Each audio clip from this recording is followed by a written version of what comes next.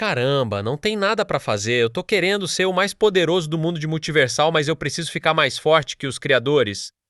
Maicon e Matheus desse mundo, mas o que eu vou fazer já sei, só pra aumentar o meu hype, eu vou inventar uma mentira fala que o filho do Meliodas a Elizabeth, o filho do Ben e a Eliane, eles estão namorando o filho do Meliodas é gay, todo mundo vai acreditar.